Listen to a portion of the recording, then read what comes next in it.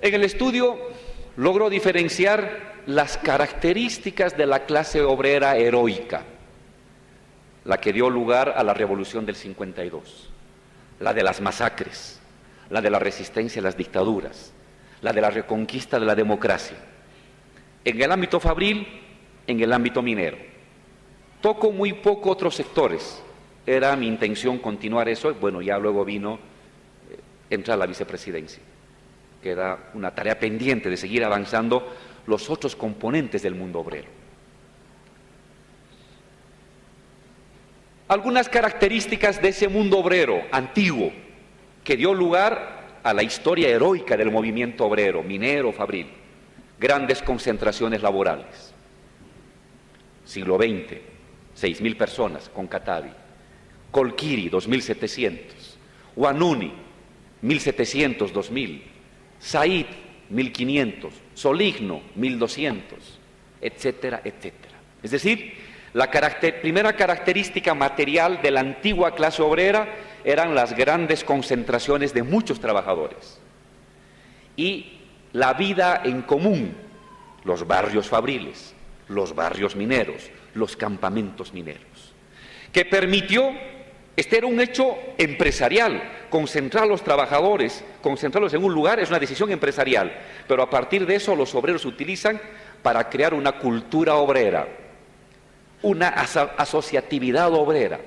Un barrio obrero son obreros, se reúnen como obreros, las mujeres comparten como mujeres obreras, los hijos son hijos de obreros, van al mismo colegio, juegan los mismos juegos, se cuidan en la noche. Cultura obrera, fruto de las grandes concentraciones. Segunda característica, la disciplina interna. Es lo que llamo el obrero de oficio, el obrero artesano de oficio. Entra el joven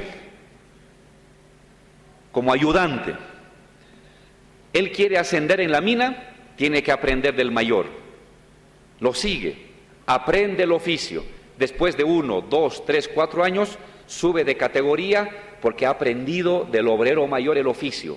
El obrero mayor le transmite al obrero más joven las habilidades, los saberes del oficio. ¿Esto qué permite? ¿Por qué es tan importante ello? Porque permite cohesionar a los trabajadores. Cuando el jefe de punta o el perforista dice una cosa, todos los que están debajo de él acatan esa decisión. ¿Por qué? Porque su ascenso laboral, su categorización como obrero, depende del jefe de punta, depende del perforista, que es el que les transmite los saberes. Entonces, hay una condición material a la disciplina obrera. La disciplina no solamente surge por leer textos de Marx, la disciplina obrera surge por determinadas características del proceso laboral, por esta transmisión y herencia de saberes del mayor al más joven, del que está más años al que acaba de entrar. Y entonces el que acaba de entrar, si quiere mantenerse en la mina y ser algún día perforista, tiene que obedecer, acatar, aprender, seguir al obrero que tiene más años de trabajo, porque de él va a venir sus estudios y su ascenso y su mejora laboral. Segunda característica material. Tercera característica material, el sindicalismo. El sindicalismo como nueva forma de agregación y de obtención de beneficios. Hay enfrentamiento contra las dictaduras. Los partidos políticos desaparecen. ¿Quién queda? El sindicato. Hay que ir a reclamar la pulpería. ¿Quién está ahí? El sindicato. Hay que reclamar el agua para las viviendas. ¿Quién está ahí? El sindicato. Hay que reclamar escuela para los niños. ¿Quién está ahí? El sindicato. Es en el sindicato que el obrero adquiere reconocimiento. Es reconocido por el patrón a través del sindicato. Es reconocido por el Estado a través del sindicato. Es lo que denominamos una ciudadanía sindical.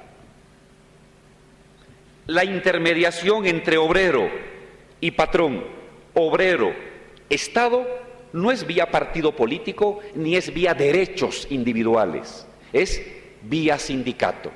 Si estás en el sindicato, eres alguien. Si no tienes sindicato, no eres nada. Ciudadanía sindical. Tercera característica material de la clase trabajadora.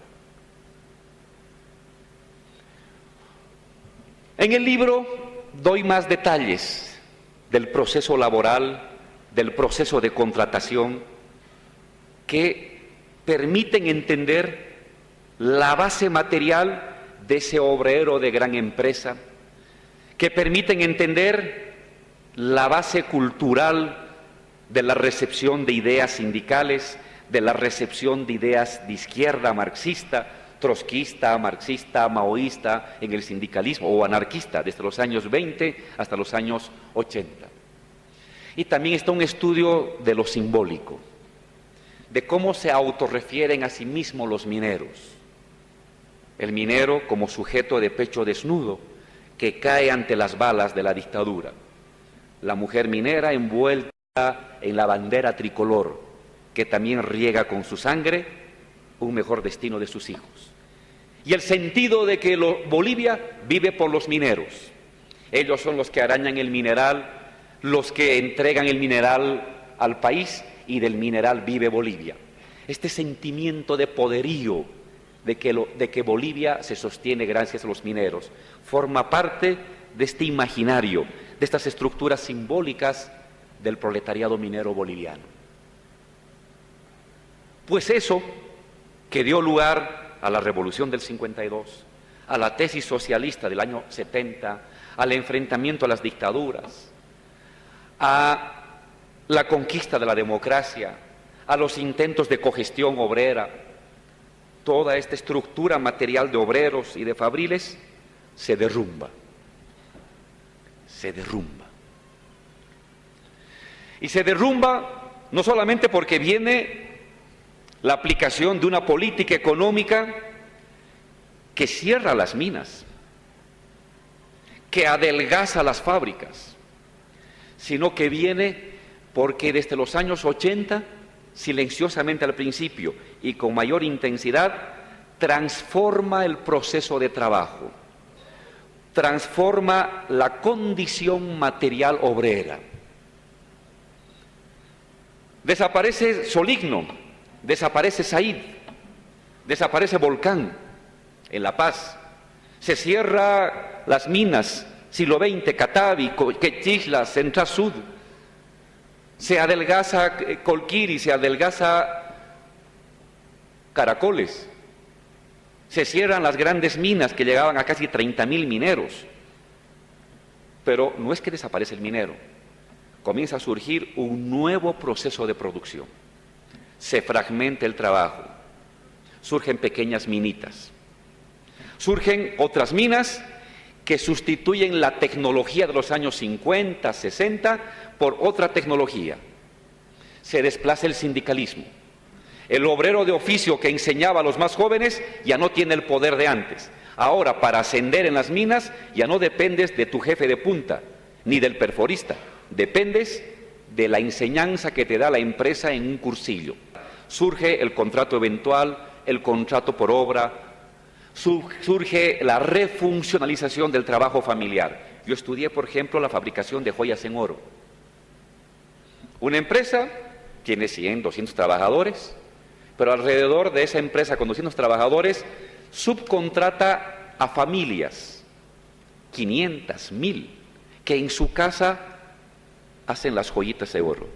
En sus casas, ya no van a una fábrica, no se concentran, no viven en un barrio obrero, están dispersos. Algunos de esos obreros de las joyas en oro eran mis alumnos, eran que se llama estudiantes. En la noche eran obreros para la fábrica, de día eran estudiantes. Se disuelve la identidad. Siguen siendo obreros, mucho más explotados que antes, pero ya no tienen la agregación, la jerarquía, la disciplina, ni la identidad de la antigua clase obrera. Esto está demostrado aquí.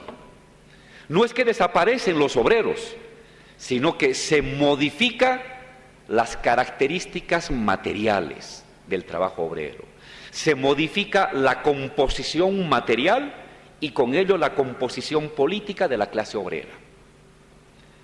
Frente a los obreros de gran empresa concentrados, surge un mar de obreros fragmentados, subcontratados, temporales, que tienen muchos oficios. Un tiempo están acá, luego se van a la universidad, luego regresan como trabajador en otro oficio.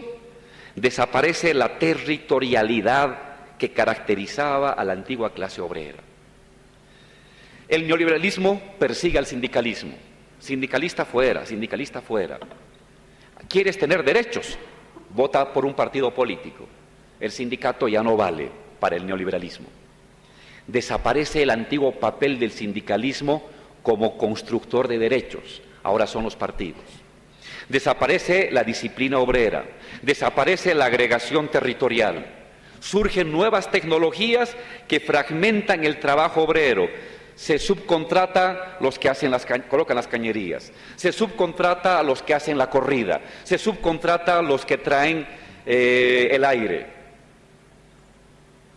Hay más obreros, hay más mineros, hay más fabriles, pero desaparece la antigua composición obrera. Y entonces, muchos jóvenes, sin sindicato, subcontratados, muchas mujeres en el mundo obrero que no participan en el sindicato por sus horarios, por el tema de la maternidad, se fragmenta la clase obrera. Surge entonces, y aquí lo demostramos, una condición obrera distinta. Por eso el libro, cuando fue editado, se llamó Reproletarización. Frente al concepto de Toranzos y de los Ildis que decían desproletarización, propuse el concepto de reproletarización, pero bajo otra modalidad. No es la misma clase obrera, es una nueva clase obrera, joven, con participación femenina, fragmentada territorialmente, sin disciplina, sin sindicalización, subcontratada, multioficio, distinto a los tiempos de Edgar en los años 60, en los años 70. Hasta ahí llega el libro. Ahí pueden ver